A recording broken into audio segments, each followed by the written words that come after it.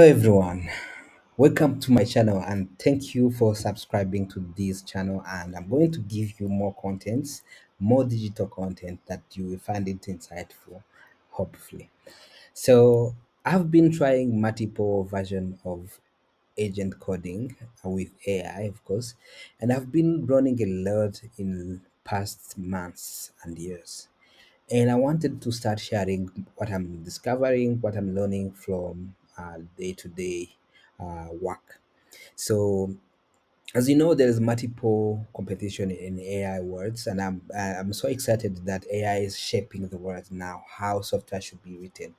So, today I'm going to explore using the Qwen Cli, a new AI from China. And I know, when we say China, a lot of people don't understand or don't want to try something out of from China.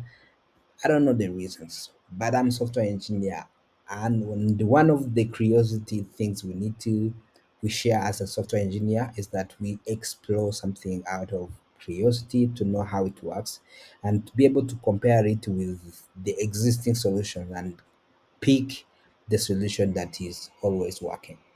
So the first thing I'm going to start doing is to install the Qwen Cli. So because I'm on Mac, I have it already installed, but I'm gonna try to see if I can update it.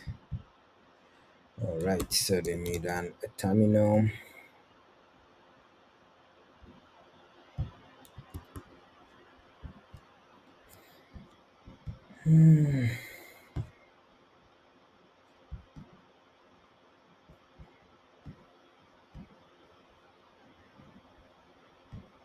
All right, so the first thing I'm gonna do is to run this brew install Qwen Cli. I have it already installed, but I wanted to check if there is something updated in this Qwen Cli. So you have to know that I haven't used these Quenicella. This is my first time. The first time I tried to use it, it was clunky. It was not up to the standard to the other coding agents such as Claude or Gemini CLI.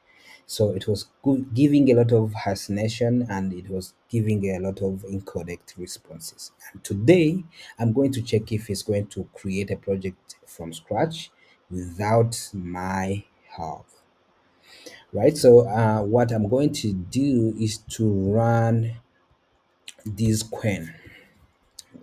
So it's going to open this, and the first thing I'm going to do is to describe the Quen, right? Is to describe the task I'm going to do to the Quen. I don't know how to enunciate it, but I think it's the right way. So I'm going to start with the instruction. I am a professional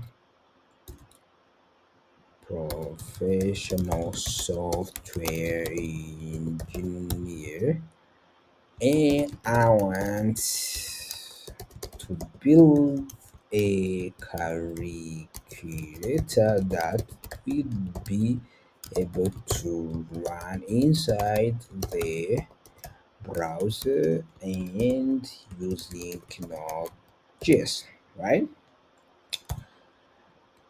It has to cover basic calculator operation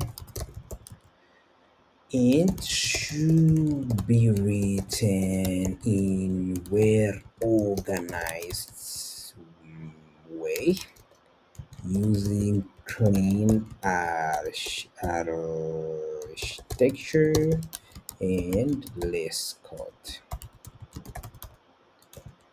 Should have should cover should have unit to tests to cover those basic operation. I'll be created, I'll be able to run inside the browser and so on. So I'm giving it a clear instructions of what it's going to do, and my evaluation is that is going to be able to do that on the first shot. Let's give it a try. Enter, and I'm going to wait and see if it's going to do that. Right? Is it going to create a project? So the first thing I'm liking it in the first impression is that is now all the AI agents are copying from each other. So you can see that all the agents are now starting with a plan of what it's going to do. Then they move up with implementing that plan, the same plan it has created.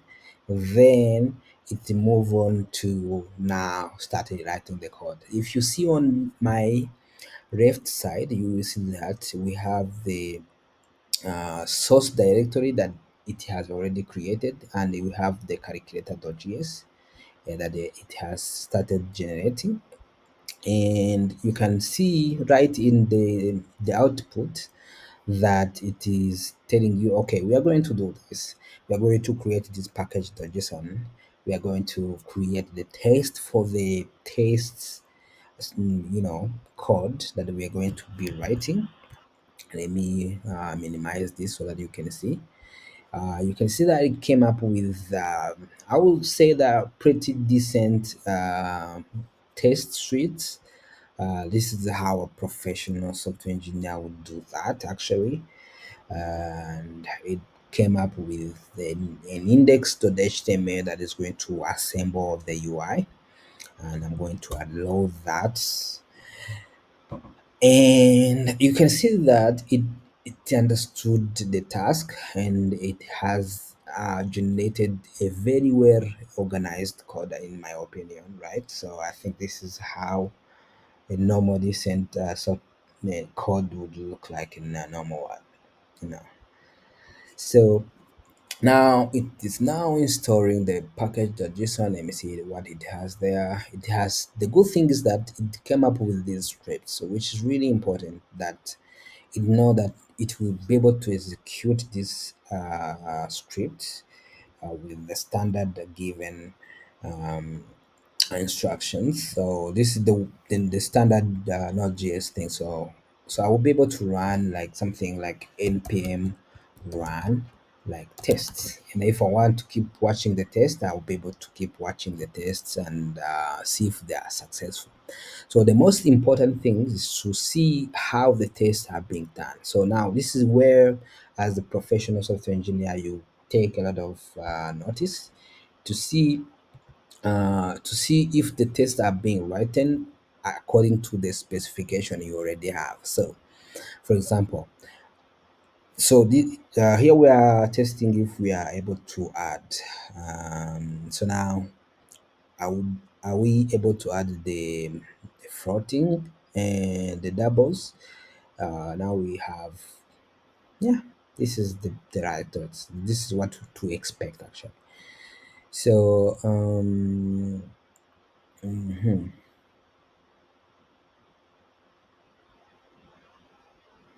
Now it has done, is telling me that it has done implementing the test. Now let me now run start to see if it will be able to open. What? I'm not seeing how to run it in a browser, so I'm going to tell it run the app in the browser, because I'm not seeing how to run it inside the browser, and see if it's going to be able to run it in the browser. All right.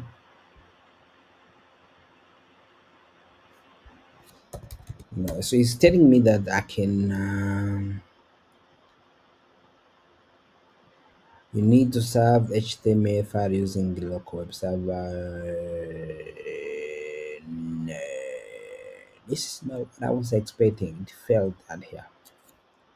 Run it using Node.js that we already have. I think Node.js can do that, right?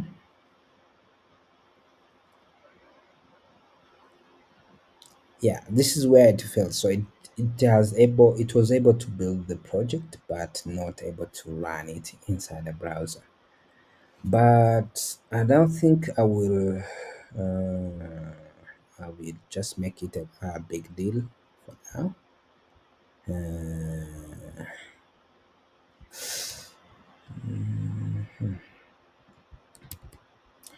So node server to just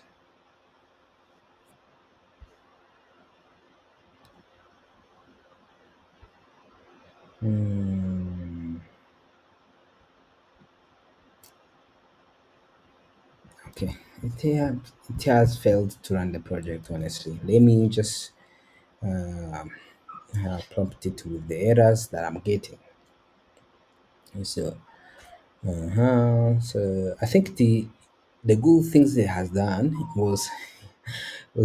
was to understand that it need this Node.js that it can be able to run the project.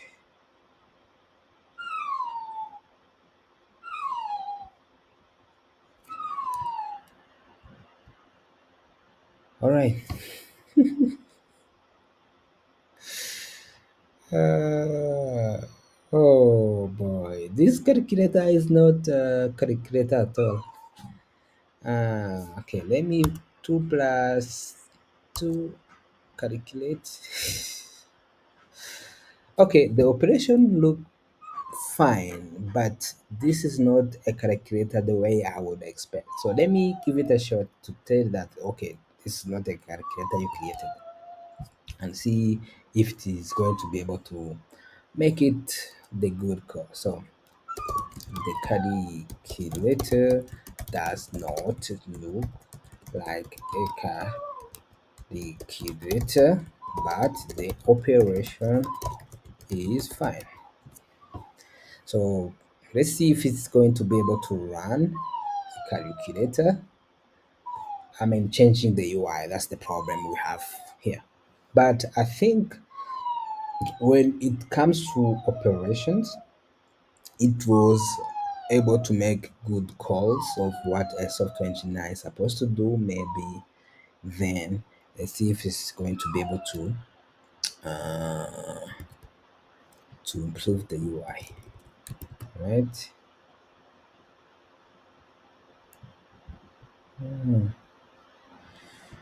It created another interface. So it didn't edit the existing interface, but gave me an alternative of another interface. Ah, okay. Now this look like a calculator. 7 plus 7 equals right now. Clear works 8 times 8 equals 64. All right, this look really good. So this is what I was expecting. I think out of 10, I'll give it 8 because it was able to understand the task.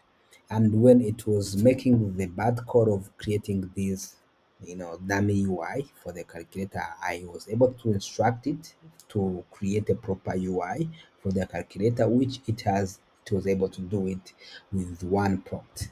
It's it's really important if it can be able to solve the issue in one prompt. That's really important things here. And out of 10, I give it 8 because it was not able to create it in one shot. So thank you for watching. If you find this video more insightful, consider subscribing to the channel and also give me ideas of what you want to see next on this channel. Thank you.